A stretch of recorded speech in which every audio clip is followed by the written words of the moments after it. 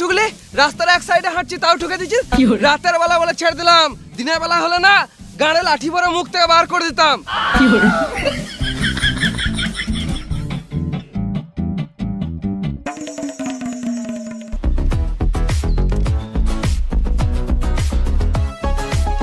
এই তো একজনকে পেয়েছি।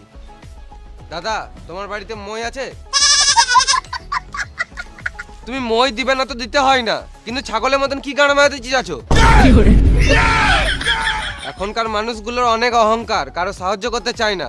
রাতের বেলা বলে ছেড়ে দিলাম, দিনের বেলা হলো না তোমার সাথে একটা সেলফি নিতাম। আমি চললাম, তোমাকে মই দিতে হবে না গান মারা গা।